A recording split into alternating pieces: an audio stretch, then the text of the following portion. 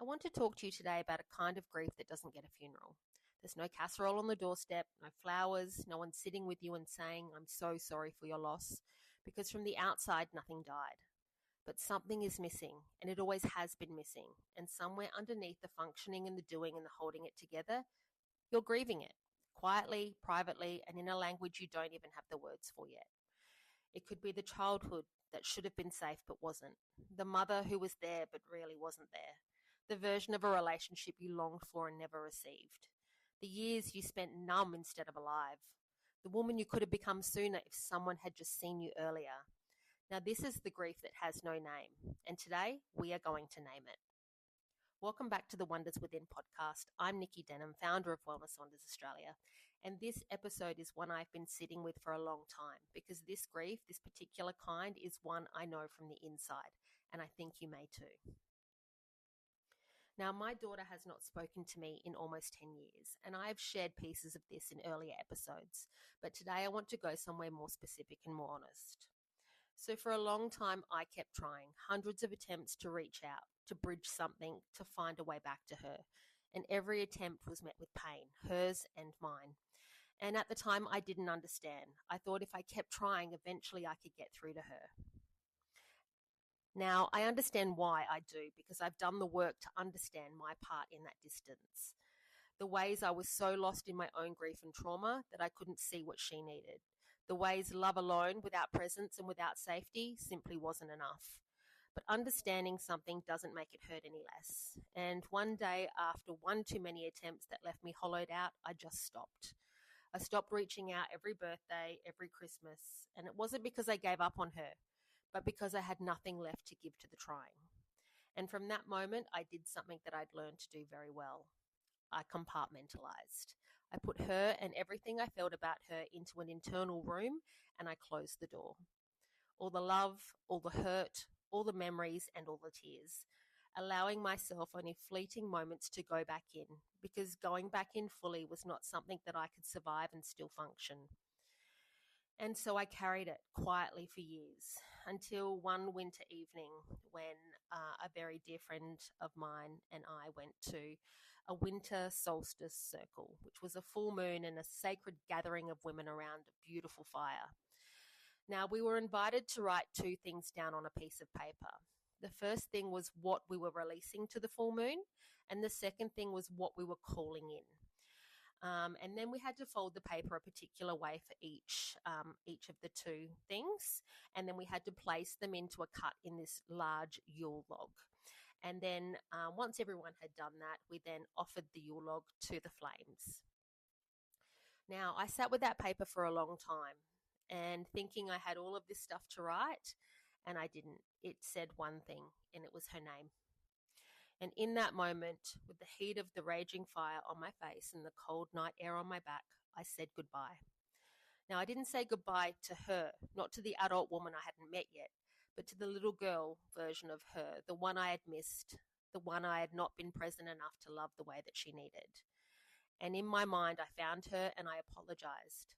Not as a performance and not as a script, but as a mother who finally had the capacity to see clearly what she hadn't been able to see before. I'm sorry I wasn't there the way that you needed. I'm sorry I couldn't see through my own pain. I love you and I've always loved you. And then I released her, that little girl, to the fire. And I called in something new, the adult woman she has become, whoever she is now, the woman that I've never met, however she has grown. I called in the possibility of one day meeting her. Now, not the relationship that I lost, but a new one, built between two women rather than a mother and a child. And the tears came quietly at first, and then they came quite forcefully. In fact, I was crying so much that the heat from the fire actually dried them before they could roll down my cheeks. Now, the heat of that fire, the cold night air, and almost 10 years of a closed internal door finally opened. And that was grief, real grief for something I had never had the words for until that moment. And releasing it, even partially, even ceremonially, was one of the most real and deeply emotional things that I've ever done for myself. Now, what I experienced that night has a name in the world of psychology, and it's called ambiguous loss or ambiguous grief. And it was first named by a therapist and researcher called Pauline Boss, and her work changed the way grief is understood. So, ambiguous loss is the grief we carry for something or someone who is not gone in the traditional sense, but is not fully present either. So, it is the grief of the estranged relationship, the emotionally absent parent, the version of a life that never happened, or the childhood that should have been different. It is the grief without closure, without a clear beginning or end, and without the social permission that comes with conventional loss. And because it doesn't look like grief from the outside, we rarely give ourselves permission to feel it fully. We minimize it, we intellectualize it, and we put it in a room and we close the door. But the body doesn't forget. An unnamed grief doesn't dissolve on its own. It sits, it waits, and it shows up sideways in anxiety and in anger and in the ache that surfaces in unexpected moments. And here is what I've come to understand about my own grief as a whole. The grief around my mother dissolved not through this ceremony, but through inner child work, through going back to the little girl that I was and finally understanding in my bones, not just in my mind, that what happened to her was never her fault. I spent a long time grieving a version of love I never quite received, waiting for something to be acknowledged, for someone to show up in the way that I needed them to. And at some point I realized that was never coming. Not because I didn't deserve it, but because the people who were supposed to give it to me simply didn't have it to give. They were carrying their own wounds, living inside their own pain, doing what people do when they haven't healed, and passing it on without even realizing. And when I finally understood that, like really understood it, something in me went quiet. Not because it didn't matter, because it did and it still does. But I didn't need to keep waiting anymore. I didn't need to keep grieving what wasn't coming because I'd already given it to myself. I'd given myself everything that I'd been longing for and looking for. And I have simply, and I mean this in the most peaceful sense, let it all go. But my daughter, that grief is still tender, still present, and still a thread that I hold carefully. And I have learned that you can hold grief and hope at the same time. That releasing the past version of something is not the same as giving up on the future of it. Now that ceremony, the fire, water, moon, and ritual can reach places that words and simply thinking cannot. That sometimes the most healing thing that you can do for grief that has no name is to give it one, to take it out of that internal room and to sit with it and to let it be real. You are allowed to grieve what never was. You are allowed to mourn the childhood that should have been different, the mother you needed, the relationship you lost, and the years that passed in survival mode, and the woman that you might have become sooner. That grief is real, it counts, and it deserves to be felt. Now, here is what I'd like you to sit with this week.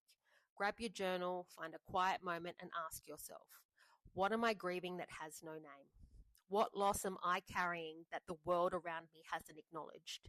And what door have I closed inside myself that I haven't been back through in a very long time? And then if you feel ready, write it a letter. Not to fix it, not to resolve it, but just to name it. To say, this is real, this mattered, and I'm allowed to feel this.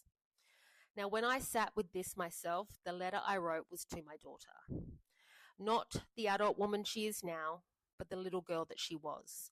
The one that I owed an apology to. The one I needed to release with love before I could call in something new.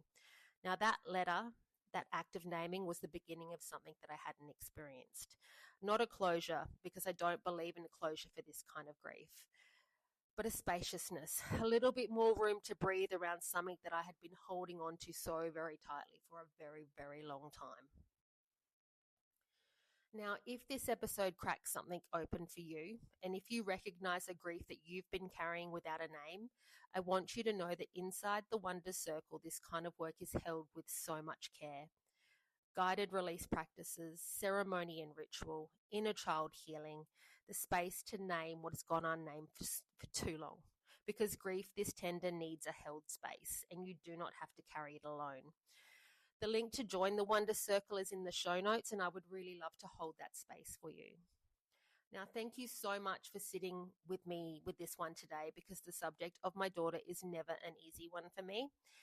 And I know that it was a little heavy, and I know that it may have opened something that you have been keeping carefully closed. And that is okay. That is more than okay, because grief that has been unnamed for so long deserves to be felt. slowly and gently in whatever form it comes. Now, you are not too sensitive, you are not too much, and you are not broken for carrying this. You are a human, and you are doing the most courageous thing a human can do, feeling it, naming it, and choosing to heal anyway. Until next time, bye for now.